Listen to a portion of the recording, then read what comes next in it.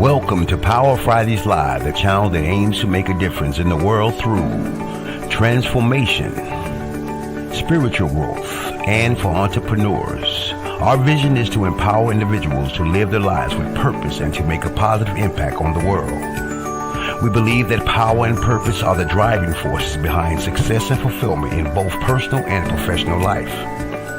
Through our broadcast, we discuss business strategies and techniques that can help entrepreneurs achieve their goals and take their business to the next level. We believe that through sharing knowledge and experience, we can empower each other to succeed and make a difference in the world. Now here's our host, Janelle Pulley.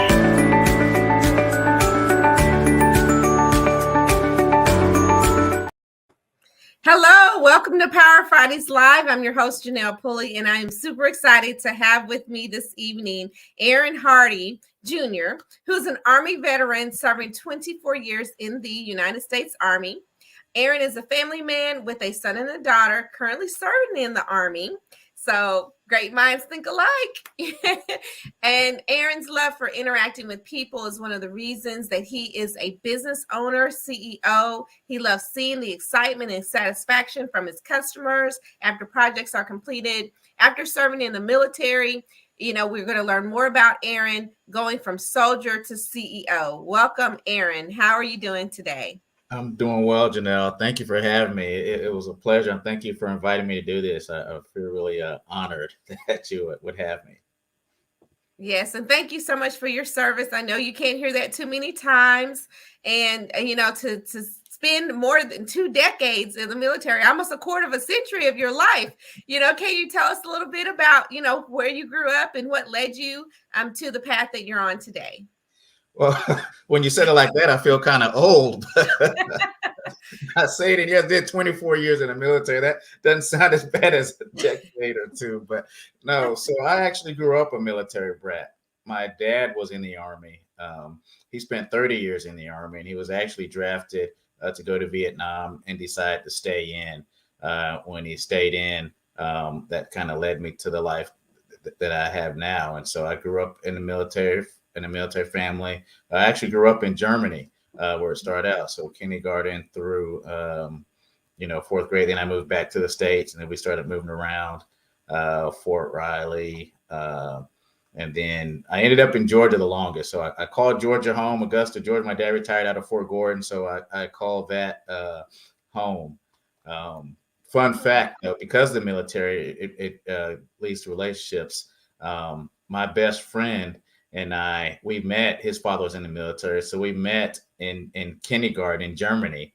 Then when I left, we both left at around the same time, but we ran into each other again in Georgia in the same middle school. So he and I've been together through kindergarten. We were middle school together, graduated high school.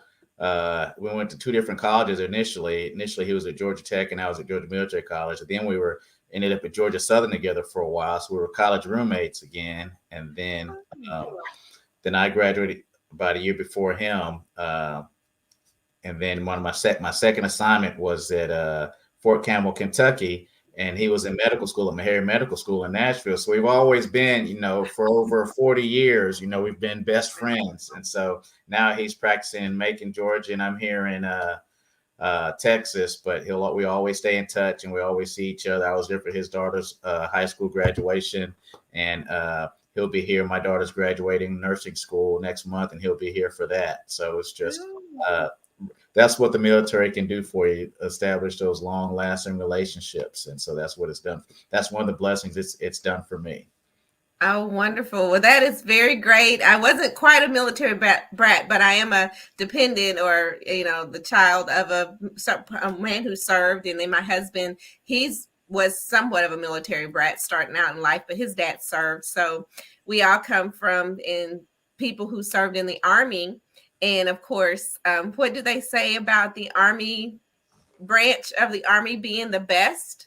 Oh yeah, it's definitely the best. It's definitely the best. We work harder. The Air Force, they live the good life, and the Navy, I don't know what they do. Right?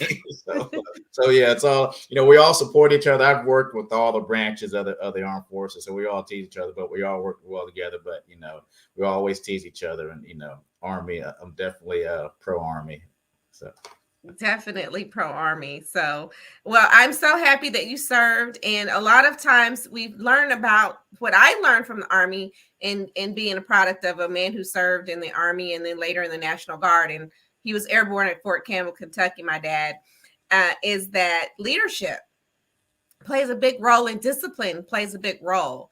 And, knowing that you are now from soldier to CEO, you now own your own company. What led you to making that decision in saying, hey, I want to, give my life to the military service? And I don't want to say lack of better words, having the structure that's there on a daily basis to now, hey, I'm creating that structure for someone else. Well, my transition wasn't an easy one. After for those that decide to do a full career in the Army, eventually you have to get out and have to retire. And so we go through that thing where you have that transition phase. And for some, it's easier than others. For some get out and they know what they want to do. They might not do anything. Some want to still work, or they feel young enough. And I was in that case where I still felt young. So initially, when I got out the military, I had a nice civil service job. It was a decent job, great salary. It's up here in the Dallas area. So when I retired at Central Texas, I moved up to Dallas, come up here, work on the week, and go home on the weekends because I still had 2 kids in school. But that transition for me wasn't transition when you're used to being. I guess I was like you said, but I was a leader, so I was used to having a voice. I think you have in the military, when you lead, you have a different voice sometimes, and when you transition out, your voice might not be heard, and some people are okay with that. So I was cooped up in office. The interaction was there, but it wasn't the same for me. So I'll rewind a little bit. Prior to that, a buddy of mine that served in the military with me, we did a couple tours in Iraq together. He retired probably 4 years before I did, right at 20. So he actually was at CertaPro before I even knew what it was. He's actually in the Fayetteville, Georgia area. And so run the CertaPro down there. So so we've always stayed in touch. We're really good friends. And so we'd always talk about how he was doing, and he was doing extremely well for himself with the CertaPro there. And so we stayed in touch, telling me how he was doing in the military. And then as I got close to retirement, he put a bug in my hair, and he was like, hey, if you don't know what you want to do, hey, consider getting a franchise. And at that time I did look into it, but where I was living at the time, there weren't any available. There was one in Austin, but that one, someone already had that one. And the areas there was nothing available. And so that's when I came to Dallas to work at the civil service job, after looking at other jobs. And so then I did that job for about a year. I left that job after a year. And then an opportunity presented itself where there was a CertaPro for sale in this area, in the Dallas, Fort Worth area, North Dallas area. And so I did some research, talked to my wife, who was also an Army veteran. She retired. She was an Army nurse. So her transition, if I skip around, I apologize, but her transition was easier because she's a nurse. So she's still a nurse. She was a nurse in the Army, and she's still a nurse. So that transition is a little bit different for her because she, nurses are high demand, and she, so I'll tell you about her later, but, so her transition was a little bit easier than mine, trying to figure out what I wanted to do. So fast forward again, we did some research, and we did our due diligence, and we went to they have an annual conference every year. And this year, the conference was in New Orleans when we went. So me and my wife went to New Orleans for their annual conference. It was like a January. And so we met a lot of the other owners. There's approximately, let's say, about 350 CertaPros in the U.S. and Canada. There's about 10 in the DFW area where I am. So we have there's 10 CertaPros in the city of Dallas and proper DFW area. And so talking to the owners and looking at the the values of CertaPro and the thing they stand for and how they do business and the reputation that I saw, just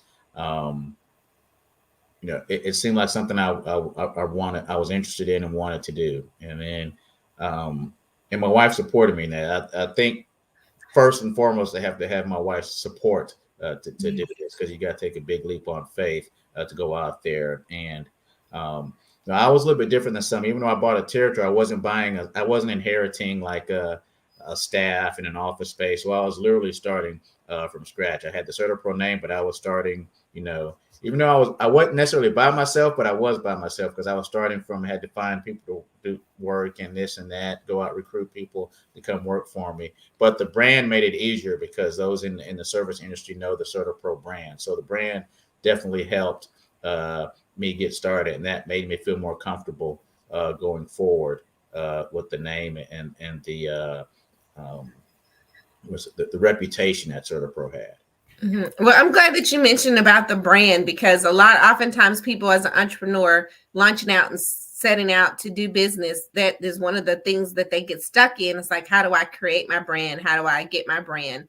And you said something very important, that you had the support of your wife. So I consider you a power couple in the CertaPro business. And that is super exciting to know that you do have the spousal support, and it does show up for you in the way that you need it to.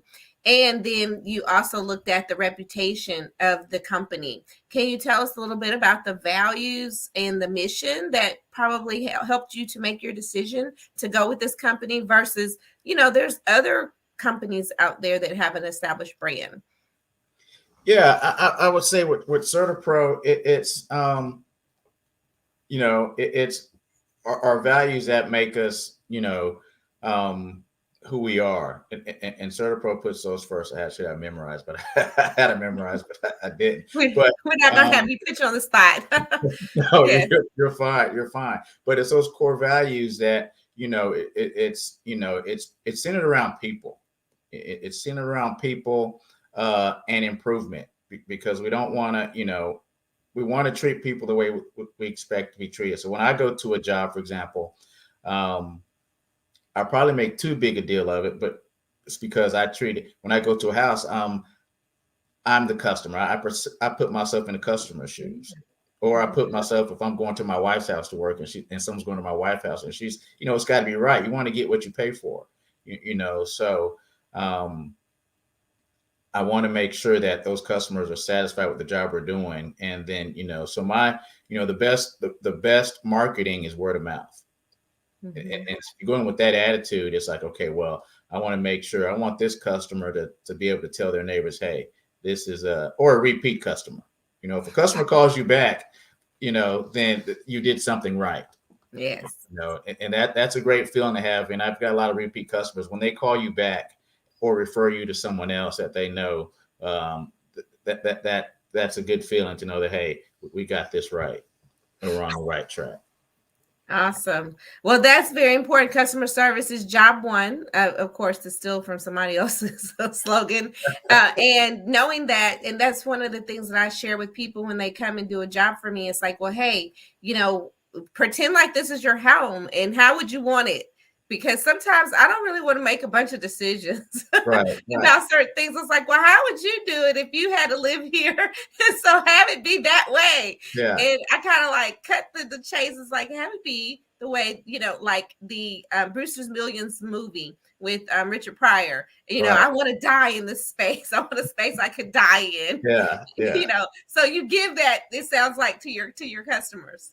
Yeah, I do. And I tell them, and it's kind of like you said, it's because painting is personal, and so we take as much load off the customers as I don't want them to, it should be a stress-free time for them. We don't want them to have to stress about anything. We do all the work. We move the furniture, we protect the furniture, so they just have to tell us what they want, and if they're not sure, we'll help them. We'll put them in, we work with other interior decorators or things like that to help them figure out what they need, if they, help them come up with a decision, because I don't want to rush them. They have to like it too. It's something that they're comfortable with, because bottom line, when it comes down to it, that customer has to be comfortable with it. When I get questions a lot, what do you like? And I'll like it, and I'll put so what I do is I refer them to a color consultant, but then I also say, look, you have to like it too. Here's what the trends are. The trends are easy. I can identify what these are the trends. Here's the most popular colors that we're using. But at the end of the day, you're in that, if we're doing an inside house, if you're in that house every day, you have to be comfortable with it. Some people want to make sure, what are my people come over to the house, what are they going to think, and this and that. So, but at the end of the day, it's your home. you want to be comfortable in your own home. You want to like it. And so, and you can see when someone really likes it, or when someone has a home or they buy a new home and the colors are atrocious. They don't like what it looks like and all, but they got a good deal on the house. And so when you give it a new paint job and you do some repairs, we also do, it's not only painting, but we also do repairs. We'll put in drywall and things like that. But when it's fixed and the customer sees it and you transform that room into something that they really love, I've literally had a customer just come to tears. She was so happy from before and after, and it caught me off guard. But the fact that they were pleased with the work and how happy she was because they, so that definitely is a feel good moment for us. So you're the real life HGTV on a daily basis. The reality that you have is actually real tears. Yes. Yeah. And that's what my experience was whenever I bought my husband and I bought this last home. We were sitting down with the closing table with the previous owners, and we hated the color of their bedroom. Right. They had painted the ceiling. I don't know what you call it, but it was like the white part of the ceiling, but you had white part in the center, and then you had green around the borders. And we were like, right. What was is your favorite color green? They're like, no, our favorite color is not green. I was like, why did you have this green color in your bedroom? Yeah. It's like, what was that supposed to do? And I know some colors will give you warmth and, they make you feel good and things of that nature. But I was just like, why did y'all choose green of all colors and to paint the ceiling border like green? It was like, that was like the first thing I wanted to do. Right. To the home, it's like, I gotta paint this. I can't spend one night looking at this green ceiling border. But I know people, do what people do and interesting things of that matter. And I would like the fact that you shared that, painting transforms. It's the transformation process. And, and I like that. Feel good, bring that customer to tears. So as a CEO of the company, it sounds like you do have hands-on, with the customers. How does that really work from you having that hat as a CEO and then having the hat as, hey, I'm a sales rep, I guess would be the appropriate term? It's not that hurt. Customers like that sometimes. So customers like that because I don't do all the sales, but they'll say they'll appreciate when I come back and the sales and follow up to make sure they were happy, or because it's pain, we got to go back and do touch-ups every now and then, or I'll find mistakes that the customer didn't even find. That's how I'm looking through things. They'll say we could have done that a little better, so I'll have we'll fix this up before so things like that is what I look for. But customers appreciate that. They don't expect for me to come back out and see how the job went all the time, so just to say get the check and that's it, because we do offer a warranty. And I give you an example. So I tell them we offer a 2-year warranty, and we do, and that's sort of pro wide. We have the 2-year warranty. But Denton's where I'm at in Denton, Texas, and the surrounding cities around that. It's a family. It's 2 college universities in the city in the surrounding areas. But I tell customers, it says that the corporate answer is a 2-year warning, but I'm not going anywhere. If you call me in 2 years and 6 months, I'm not going to tell you your warranty expired. I'm going to come out, see what the problem, if there's any problem, to take care of and work with you. And customers appreciate that fact, and they know I mean it when I say it. And so, and I think they like that, knowing that someone's just not coming out, get their money and run. Because I've had that happen to me as a customer, and you definitely don't like that when someone does a job for you, and then because you might not catch it right away, you miss something or it's not done right, and then they want to charge you the same price they charged you before to come fix something that they messed up in the first place or didn't do right. And so, and that's where it goes, putting my shoes in the customers, and being a customer and a salesman at the same time. Well, I can appreciate that very much. And then, of course, through your leadership and the transition that you have from, being like in a structured environment and then knowing how you would want things in the military. I know, from how I was trained and the life skills that I learned, it's like that innate thing that you just transfer, those life skills to what you do on a daily basis. Can you, share with us a little bit about that, since you're I'm not sure if you're second or third generation Army. I was Probably like, second or third, but it's probably said we were in there too. But I would say I'm on both sides because one, there's always challenges with anything, and so with my time in the military, I was, I spent time abroad, and I dealt with, several different, let's say, countries, government officials from other countries, and so the remaining calm in a situation where someone doesn't agree with something, remaining calm in that sense, and coming out with a solution that's amenable, that everybody can get along with, because mistakes are going to happen, and it's not about the mistakes; it's how you fix the mistakes. And customers recognize that too. I've had a job that didn't go so well, but the customer appreciate the fact that we took care of it and fixed it. It probably went above and beyond what most people would have done. They would have just got their money and left. And I've been called back to houses where someone was already paid and did a poor job, and now they need someone to go fix it. And on the other side, leadership from my team, I treat my team with respect, and they don't mind. My guys have pride in their work, and so it's about treating the customer with respect and respecting their property, and then going on there and then having conversation with them, respecting their stuff. And so I try to surround myself with people and employees that represent me and what I'm trying to do and the goals that I'm trying to accomplish. So, and at the same time, better themselves. Because it's not only about me and my company, but it's about the employees too. And especially my parents, they have more interaction with them too. And that's one of the things I ask them: what are their goals? What do they want? Outside of Certipro, what they want, because our goals have to align. If someone's just coming, because you can see how the good ones have other goals and they want to be other things too. If I can help someone get their own company started, I'm okay with that, because that's just part of the process, I believe. And that's true leadership. Honestly, that's true leadership. That's real leadership. Yeah. Where you're building. And on the other side of that, though, too, is those that, leadership also is being able to let someone go that doesn't fit that's cutting the mustard, to say, because sometimes you have to make the hard decision to let someone go. Because again, I'm putting people are trusting me with people I'm sending into their homes. To do things, and so I have to make sure. And sometimes you have to make that hard decision, and it's not everybody's going to agree with it, but sometimes you have to let people go. And your home is your lifelong investment, and you want to make sure that you do have people and surround yourself with people, as they say, that are, like you mentioned, like-minded and in the really representation of who you are and who your company is as well, and just holding on to those core values. And I think that's part of branding, having the people having their own personal brand, who are your employees, having a personal brand and what I consider a stake in the game. Yes, exactly. Because when they're showing up to do the work, their brand shows up. Right, exactly. And it's a co-branding conversation. Now it's a partnership in a sense with the brand. Yes. Awesome. Well, thank you so much, Aaron. And I know that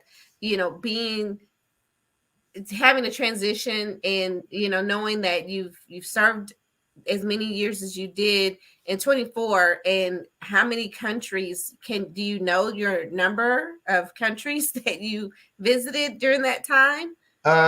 Let's see. 1, 2, 3, 4, 5. At least 10. Okay. At least 10 countries. So then you have different, and I love the fact that you said you have different perspectives for different customers, because people from all walks of life needs their home painted, right? Needs their business painted. Right. And so, having that experience in the background that you've had over the years, that really truly makes a difference.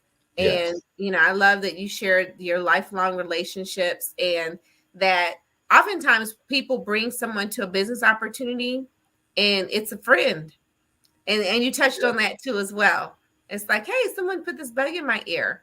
So it's not like you woke up one day and, you flip through I guess you go online nowadays. I was going to say flip Yeah.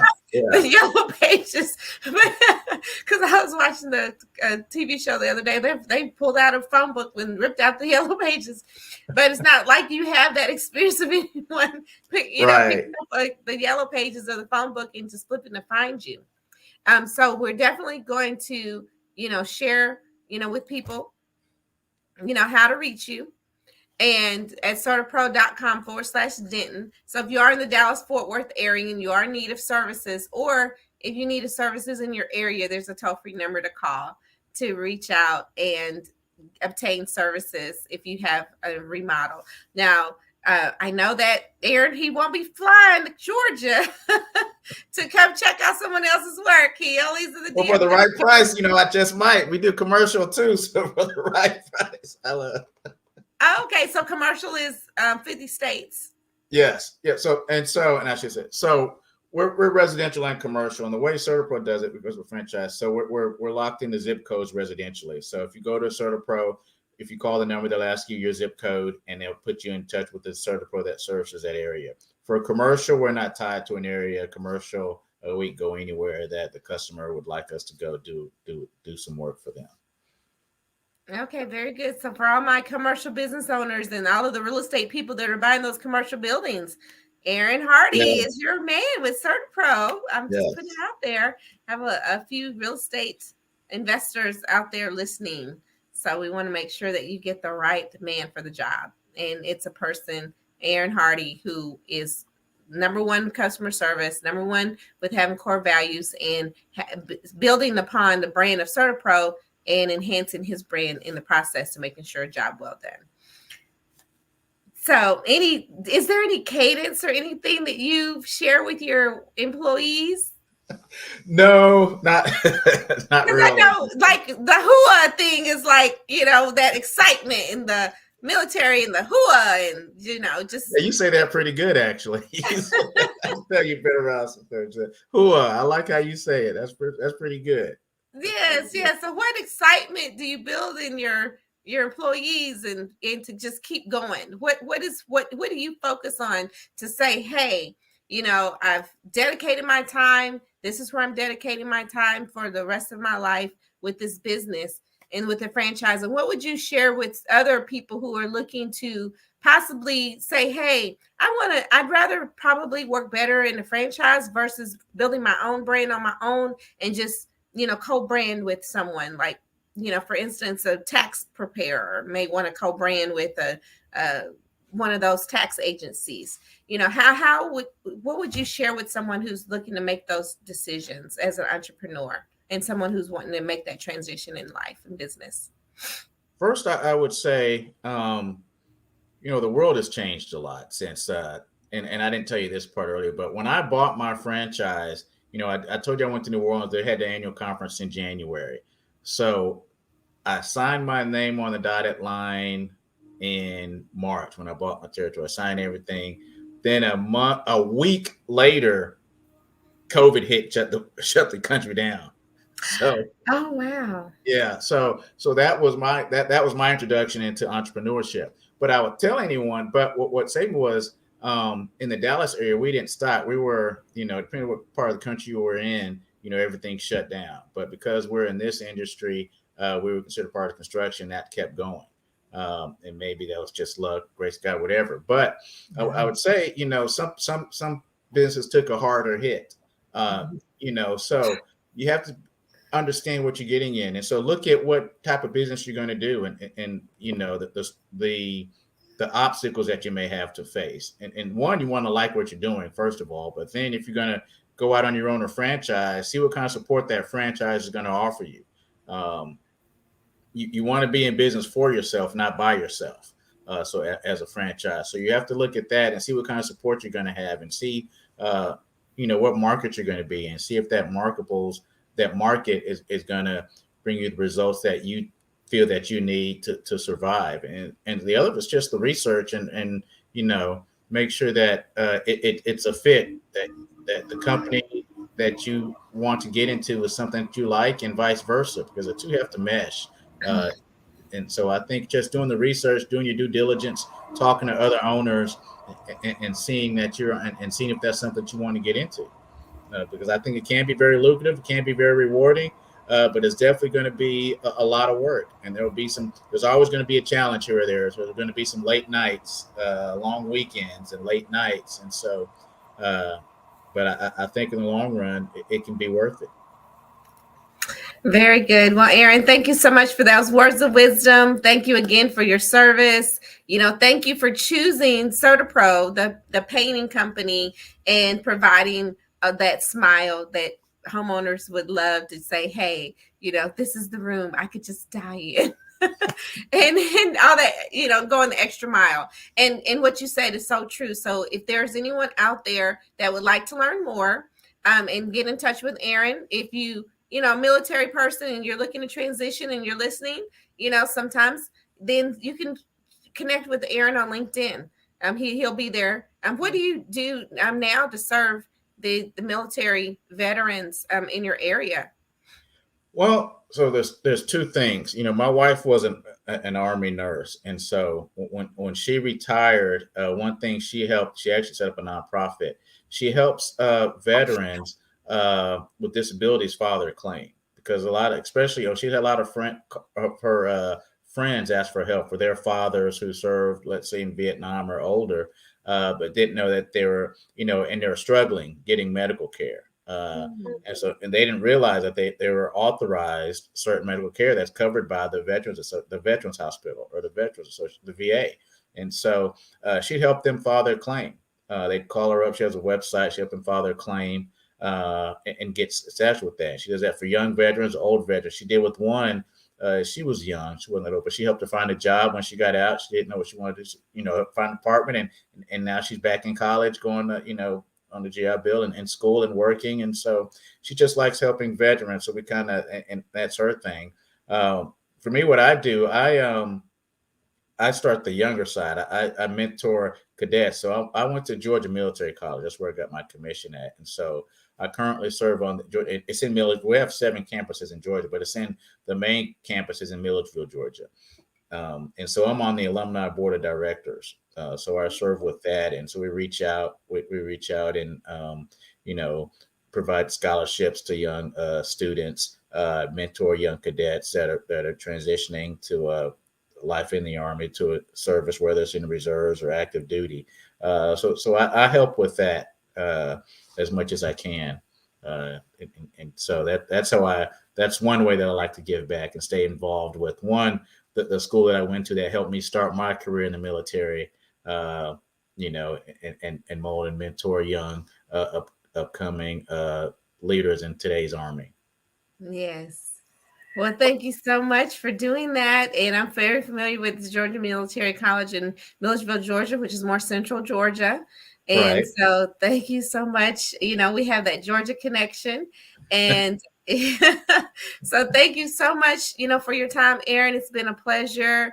And I've really enjoyed thoroughly learning from how you've transitioned from being a soldier to being a CEO of your own company, and really inspiring others to do the same. So thank you so much, and hua to you, and have a happy holidays. And as we always say here on Power Fridays Live, be, do, and have the greatness that you desire, because the greatness is in you.